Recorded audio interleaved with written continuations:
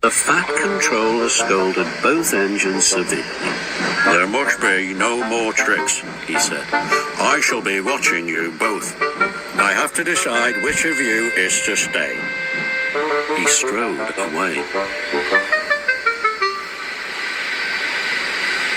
The twins looked glum. Neither wanted to stay without the other. They said so. "Then, what is to do?" wondered Douglas. "Och," said Donald, "each maun be as good as the other. Sin he'll have to keep us baith." Their plan was good, but they had reckoned without a spiteful brake van.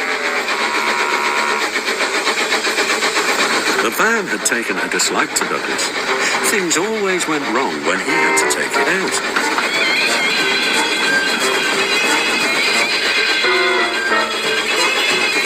Then his trains were late and he was blamed.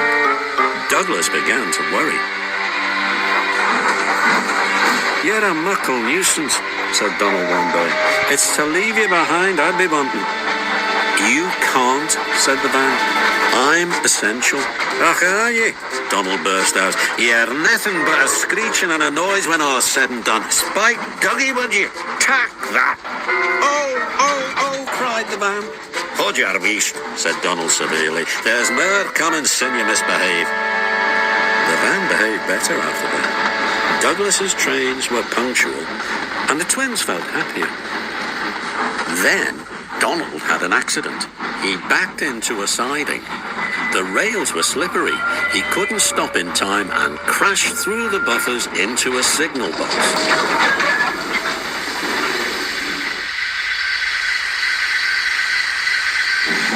"I am disappointed, Donald. I did not expect such clumsiness from you. I had decided to send Douglas back and keep you." "I'm sorry, sir." But Donald didn't say what he was sorry for. We know, don't we? "I should think so, too," went on the Fat Controller indignantly. "You have upset my arrangements. It is most inconvenient. Now James will have to help with the goods work while you have your tender mended. James won't like that." The Fat Controller was right. James grumbled dreadfully.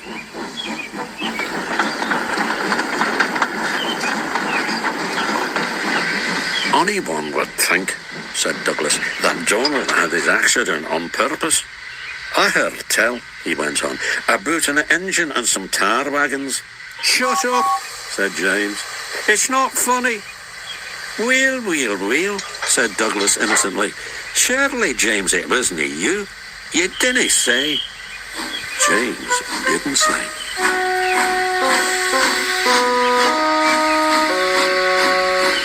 Sulky next morning and wouldn't steam properly.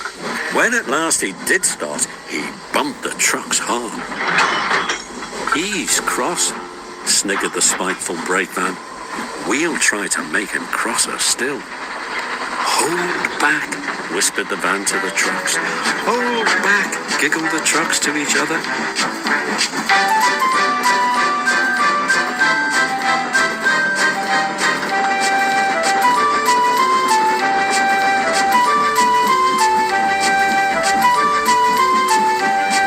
James did his best, but he was exhausted when they reached Edward Station.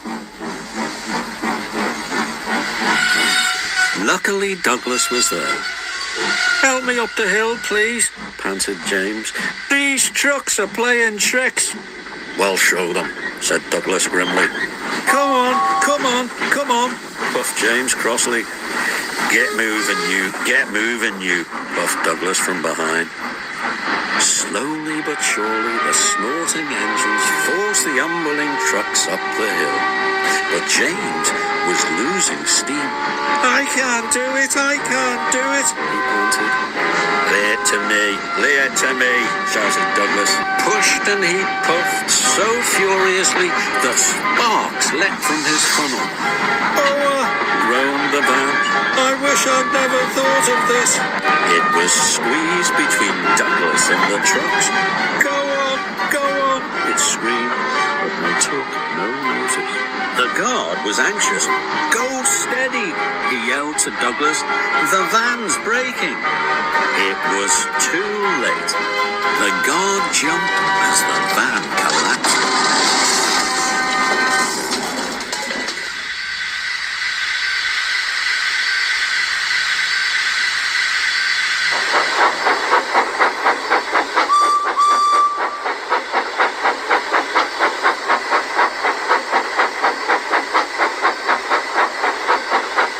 I might have known it would be Douglas. "I'm sorry, sir. Maybe I was clumsy, but I wouldn't have beaten by yon tricksy van." "I see," said the fat controller. Douglas was grand, sir. James had no steam left, but Douglas worked hard enough for 3. I heard him from my yard. "Chew would have been enough," said the fat controller dryly. "I want to be fair, Douglas," he went on. "I admire your determination, but I don't know. I really don't know." He turned and walked thoughtfully away.